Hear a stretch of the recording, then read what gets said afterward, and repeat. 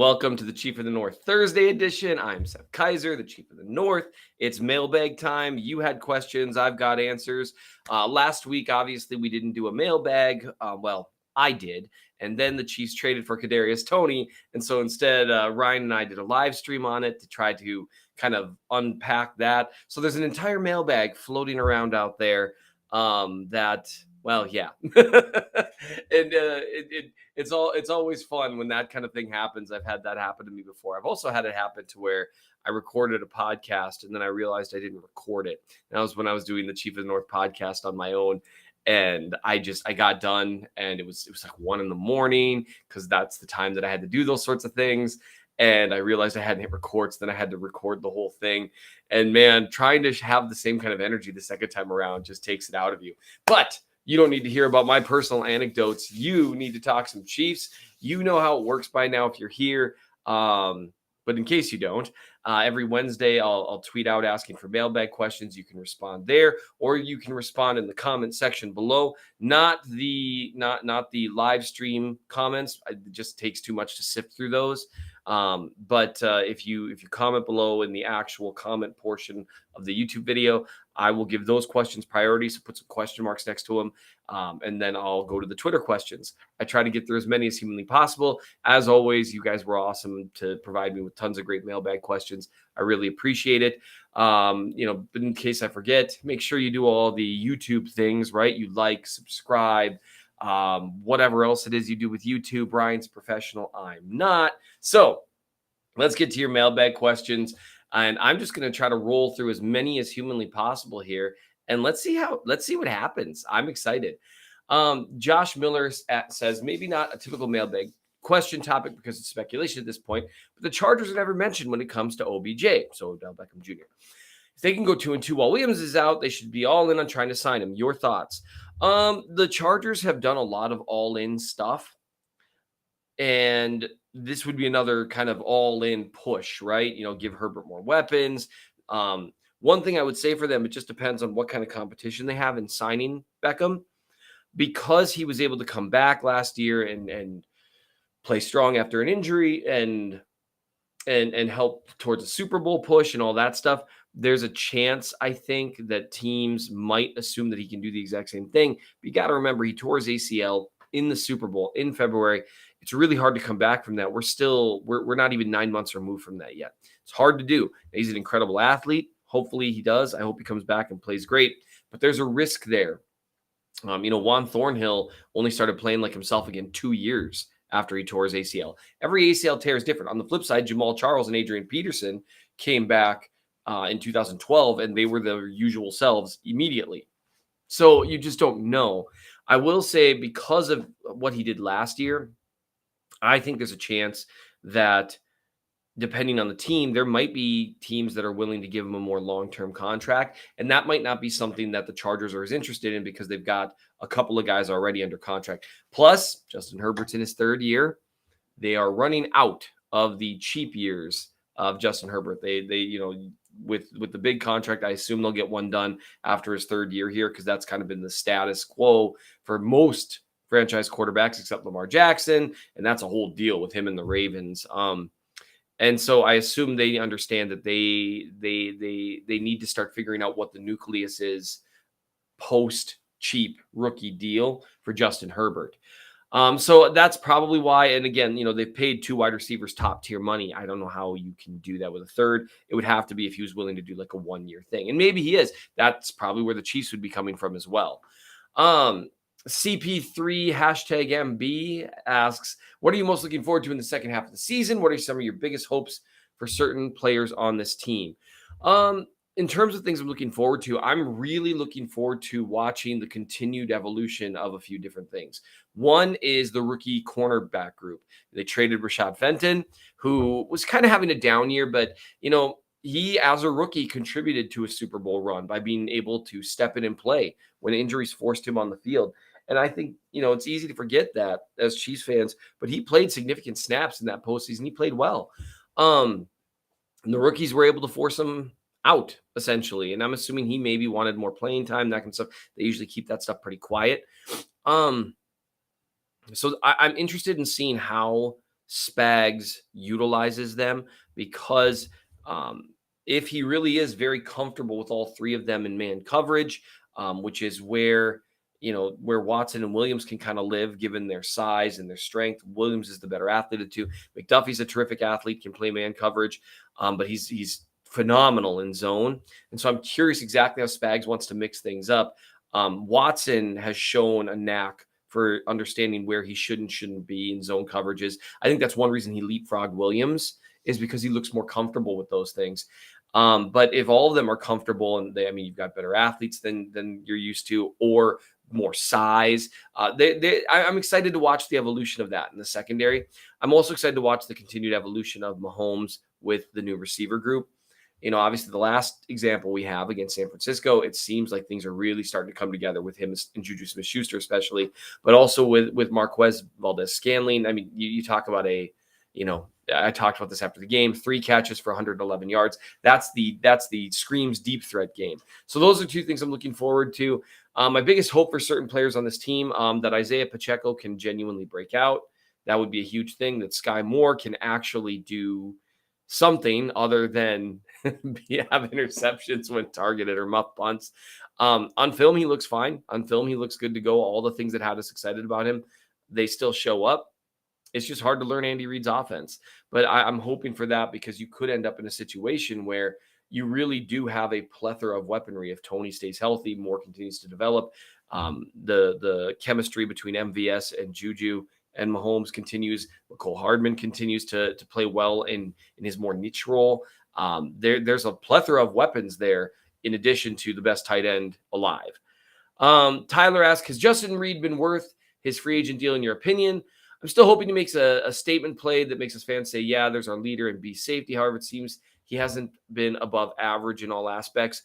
I've been happy with Reid's play every time I've gone back and looked at him. He's generally been where he's supposed to be. When there's been big plays given up, that's almost never been him.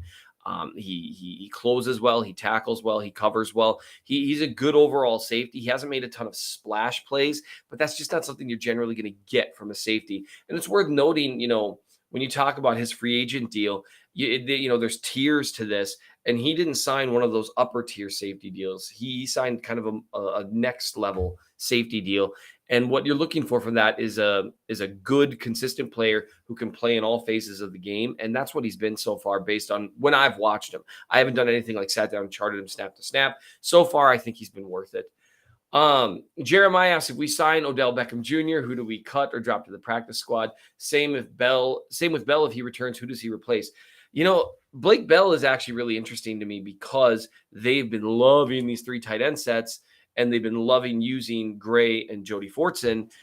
And Gray has really kind of started to come along in that role, and so is Fortson. Fortson gets bigger every year, and you see him more and more able to take on some of the blocking responsibilities. I don't think they drop one of the tight ends for Blake Bell. So that'll be really interesting to see what they do there. I don't know, is the short answer. In terms of with receiver, they've been running technically shorthanded at receiver in terms of numbers all year.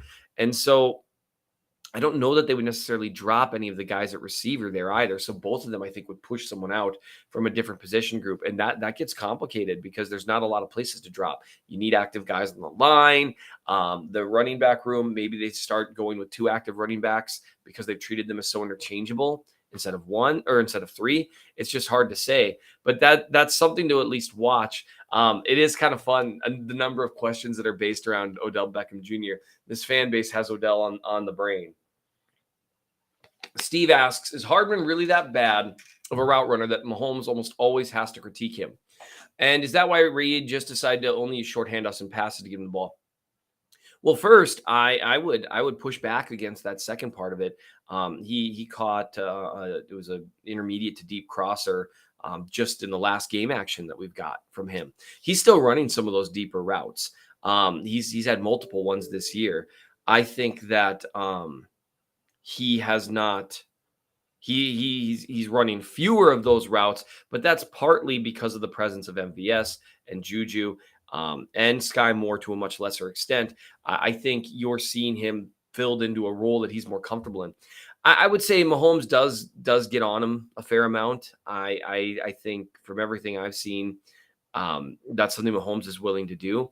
I wouldn't say he's that bad a route runner. I just don't know how good he is with sight adjustments. Where in Andy Reid's offense, a good example of this would be the Sky Moore, the interception to Sky Moore early in the game against the Niners. A lot of people blame Mahomes right out of the gate. After the game, Reid was very clear. That was a rookie learning moment for Sky Moore. It's a route where he's supposed to bend around the underneath linebacker. Instead, he took it upfield, and that gave the safety a chance to come through and pick it off. If he bends it, 3 or 4 yards shorter, where he's supposed to, then it's a catch instead of a pick. And Reid asks a lot of his receivers in that respect to understand where to bend those routes, where to adjust those routes. And Mahomes expects that too. And so I think that's where he struggles at times. And so I just think he is what he is at this point. He's a player it's gone back and forth for Chiefs fans. He's gone from maybe a little overrated to kind of a little underrated. He's an important player, but he's an important niche player. He can make big plays, and he's one of the guys they have that can threaten to make kind of field tilting plays, 20, 30, 40-yard plays. Every time he touches the ball, he's a threat for that because he's got such dangerous speed.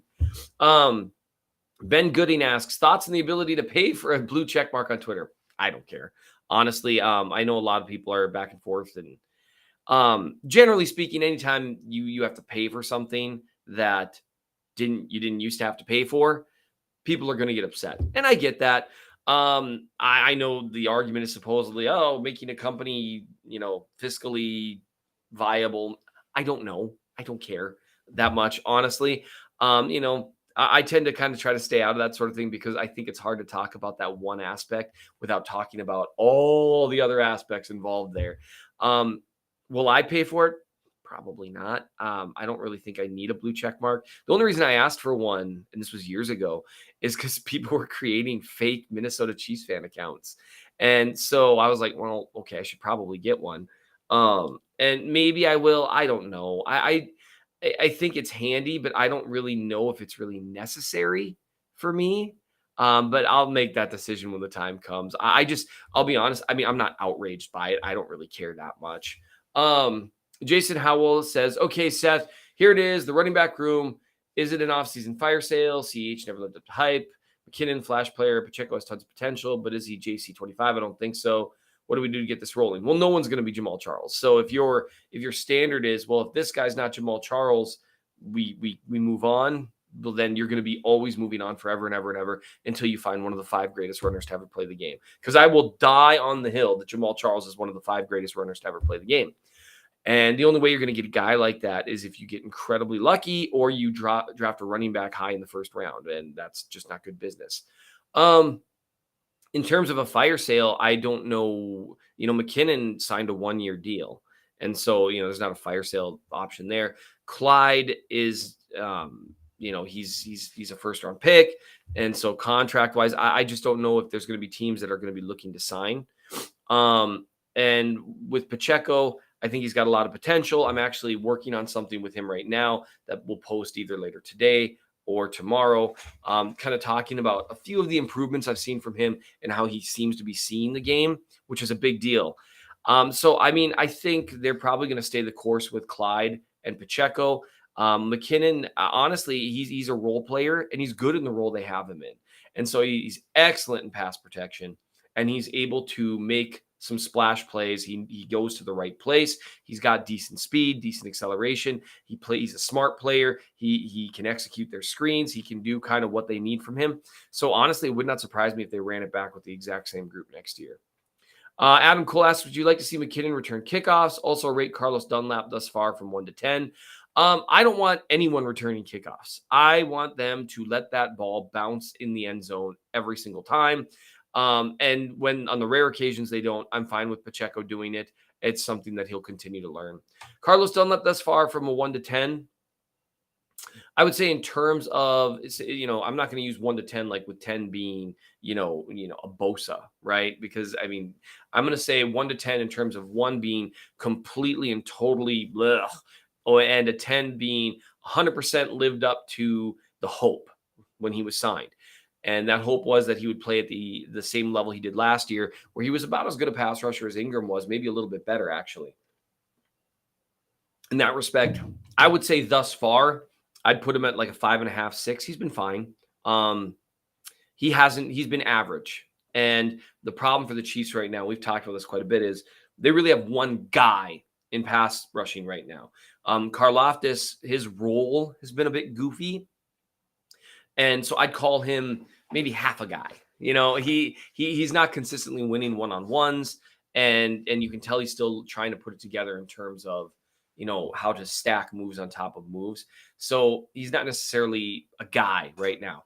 And so Dunlap, I think the hope was that, similar to Ingram last year, he would be like an above average guy. That's what I mean when you talk about a guy in pass rush. You usually need 2 elite guys and then a bunch of average, or you need 3 guys, which would be, 1 really good guy and at least 2 above average guys. So last year, and I always come back to this to try to give the example to people.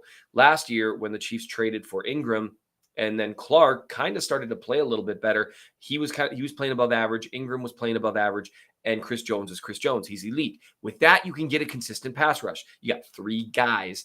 And this year, the Chiefs have more average players to filter around, but they don't have guys to put them around. That's why I'm guessing they were in the hunt for a D end. But considering the prices that were out there, Bradley Chubb just signed a $115 million deal, and he's an above average guy. That's the pricing right now, and it's tough to get there. So with Dunlap, he hasn't been like a terrible disappointment, but he hasn't been like that another guy that you can build around necessarily so far. Chiefs Forever 87 asks, with Tennessee coming up, do you think this is a game Spags really uses the run blitz or more of a base scheme? I think he'll use more run blitzes, yeah. Especially depending on, I don't know, I can't remember whether Tannehill's going to be healthy or not. With the skill set of the Chiefs linebackers, especially Bolton, utilizing run blitzes is the best route to go there.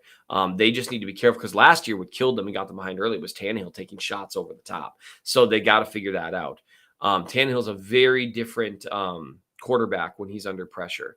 Now he will hang in the pocket for what it's worth and throw dimes while taking shots. And I respect that. But he is not a check down guy. He's not a check down artist. He's not a hot read guy that does incredibly well with that. And he's also not, for all his athleticism, he's a little older now, he's not a guy who runs around and creates plays. So that's what I mean by under pressure. He'll take shots and he'll make throws under pressure, but he doesn't necessarily move the needle a ton in terms of creating plays. Chillin' Chief asks, will the Chiefs be able to put up the same number of points when the weather gets colder? Yeah, they always have. I mean, their offense has been fine as the weather gets colder every single year. Mahomes seems to have adjusted really well to it. So I don't see that being an issue for them. Perry Ellis asks, next year in free agent, what are the chances Veach reaches out to other teams about the offensive tackle position? For example, Browns offensive tackle Jack Conklin. What do you think the type of trade would cost the Chiefs in draft capital? I could see them doing that. I'm not sure they would want to go back to the same well that they went with Brown. Now, you can't let what you do with one player necessarily color what you do with another player, because every player is different. But they would have to be really careful about the level that the player has played at the last few years, where they think the growth potential is, and contract situation. Because whoever you get, depending on how many years they have left in their contract, you're going to have to pay elite money. So you better make sure it's an elite player, or at least something close. And that was the problem. The idea with Brown was he played well last year overall. I was impressed with how he came in, learned a new offense. This year, he started off very poorly. Worth noting, last few weeks, been way better. So maybe it really was just the knee issue. We'll see how things go moving forward with him. But that's just a tough spot to be there. I think fans kind of assume that the story's done with Orlando Brown Jr. I don't think it is. I think it matters way more how he plays in December, January, February than how he played in September on a bum knee. And that's just the reality of the situation. He was playing hurt, and that's problematic, and it makes it tough for anyone. If he continues to play the way he has the last couple of weeks, I think it becomes a more difficult question for the Chiefs, depending on the money once again. If I were them, they've got their first round pick. They still have, after trading for Toney, they've got some other picks that they can play with. I would really consider going up and getting a tackle in the draft. Brandon Herr asks, when does Toney see real time on the field? When can we expect solid production? I don't know. Anyone who says they know is lying. My guess would be that he'll see some time on the field against the Titans. Real time, real snaps. If by real snaps you mean over 50% of the snaps, I wouldn't expect that until week, like 13, 14, 15, if that. The Chiefs have a lot of guys they like. So it's going to depend on him. He certainly has the talent to force them to that point, but he's going to have to pick up the playbook very quickly, and not just the playbook, but the intricacies of the playbook, like we talked about, the bending of routes, the sight adjustments, that kind of stuff. That's keeping Sky Moore from taking on a greater role. Although we'll see what Moore looks like, because really at the end of the day, MVS and Juju have been the two main guys, and so if Moore's role continues to grow, Toney's role, would have to overtake some Hardman snap. I mean, there's a lot that goes into it there. They could run 5 deep at receivers that they really like, and that's not even including Justin Watson, who they also like. So I would say, I mean, it just depends on what you mean by solid production. So that's a non-answer, but I'm going to stick with it because it's as honest as I can be. Greg McConnell asked, best favorite crock pot meal? Meat and potatoes. Isn't everybody's? MJ Masterson asks, I haven't seen much of an upgrade with Justin Reid. He doesn't seem close to causing any turnovers. He's not doing much that is noticeable. His tackling is leaving much to be desired. Am I missing his true impact, or is his impact mostly intangible? I already covered this with Justin Reid. I will say that he hasn't, had a couple picks or anything like that you'd really like to see. So I can understand why fans are kind of curious about that. On film, he looks solid. He hasn't looked incredible, but he looks solid. Jogan Nine Fingers, I don't want to know. What are your thoughts on giving Chanel snaps at edge? Similar athlete to Parsons Browning, plus Denver Dallas success moving these off-ball linebackers to the position. Kansas City glaring need seems like a no-brainer, right? Here's what I would say to that. When something seems like a no-brainer and the team isn't doing it, there's probably a reason. Now, you can't say that every time, because sometimes they do things like give Dan Sorensen snaps over Juan Thornhill. But I would just say, with Chanel, I haven't seen anything from him on the times that he's blitzed, whether it was in college or at the pro level, that makes me think that he can turn corners or that he has the requisite hand fighting skills to win the edge. He's really strong. He can run through guys, but he hasn't really shown that he can corner, that he can hand fight. He's got shorter arms than Karlaftis, and Karlaftis is considered like the fringe there. And that arm length thing is a big deal. And even though, their relative athletic scores that people track, that doesn't necessarily show everything that you're looking for in terms of fluidity of movement, strength through contact and half a man, that kind of stuff. I'd be interested in seeing them at least attempt it, but the fact that they haven't even tried it tells me he's either not comfortable with it or he just doesn't show the skill set they think. And now it could be they're just obsessed with height, weight, build, and that would be a bummer of a reason. Man, I've got so many more here, and Ryan's going to kill me because I'm going way too long, but I'm going to do it anyway. Ryan Murray asks, favorite non-barbecue KC restaurant? I don't know. I mean, I like I enjoy the pizza at Minsky's and DeBronx, but I mean, overall, whenever I'm in Kansas City, I'm only there for a day or two. And so it's just barbecue for me. Toro Leon asks, with Mecole likely gone next year, do you think we'll get a comp pick for him when he signs elsewhere? Yeah, I think so. I think he'll get a decent payday somewhere. Also, what are the chances we trade Orlando Brown Jr. in the offseason to get a rookie tackle on a 4-year deal? I don't think he would get traded for that. I don't think that'll happen. Pass Lou. Anyway, so far the best options for pressure are Chris Jones and blitzing. How can Spags be most effective at blitzing? By not having to do it all the time, by doing it sparingly. Spags is great at setting up blitz packages. You just want to put him in a situation where he's not having to do it constantly when it's the 15, 20% of the time, not 30, 35% of the time, because that's when you're asking for trouble because you can't mix up looks as much. Nick asks, we're just going to do a couple more.